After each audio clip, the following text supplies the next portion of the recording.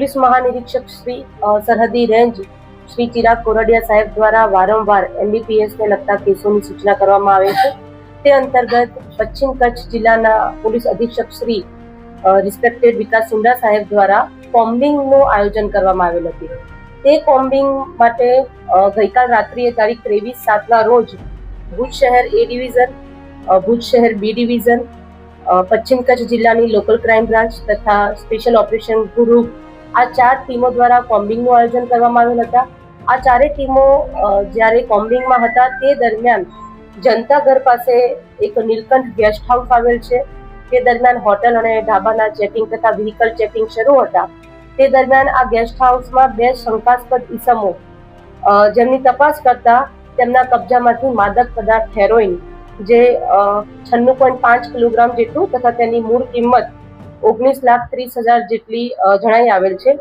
આ 2 ઈસમોને માદક પદાર્થ સાથે પકડી પાડી ત્યારબાદ તેની કાયદેસરની કાર્યવાહી હાથ ધરવામાં આવી છે।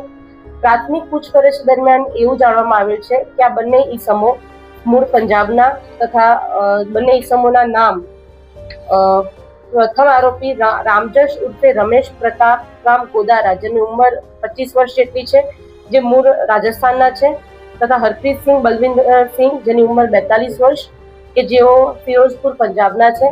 આ 2 ઈસમોમાંથી હરપ્રીતસિંહ બલવિંદરસિંહ જે પંજાબના ફિરોઝપુરના છે તેમના ઉપર પંજાબમાં અલગ અલગ જિલ્લાઓમાં 4 જેટલા NDPS એક્ટ હેઠળના ગુના નોંધાવેલ છે અને જે રામજશ ઉર્ફે રમેશ છે તેના પર પણ ફિરોઝપુરમાં NDPS એક્ટ હેઠળ ગુનો નોંધાયેલ છે તથા તેના ઉપર સામખિયાળીમાં એક મારામારીનો ગુનો પણ દાખલ થયેલ છે। આ બંને આરોપી મૂળ પંજાબની જ્યુડિશિયલ કસ્ટડીમાં હતા NDPS એક્ટ હેઠળના કોઈ ગુનામાં। તે દરમિયાન તે બંને એકબીજાના સંપર્કમાં આવે અને ત્યારબાદ એ બંને પંજાબમાંથી રેલ પરિવહન દ્વારા મુદ્દામાલ કઈ રીતે ગુજરાતમાં લાવો અને અહીં છૂટક વેચાણ કરવું તે વિશે તે બંનેની ચર્ચા કરેલી અને તે અંગે તે બંને આ ગુનો આચરેલ છે।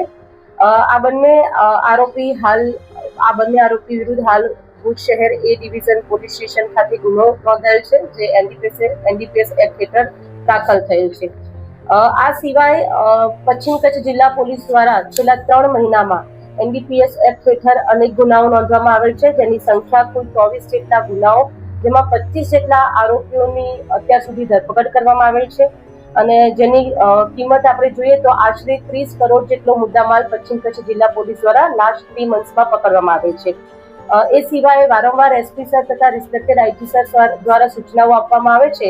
તે અંતર્ગત ખાણ ખનીજ નિયમ ભંગ હેઠળના ટોટલ 64 જેટલા કેસીસ દાખલ કરવામાં આવેલ છે અને આ 64 જેટલા કેસીસમાંથી કુલ 18 જેટલા કેસીસમાં આશરે 24 લાખ જેટલો દંડ પણ કરવામાં આવેલ છે।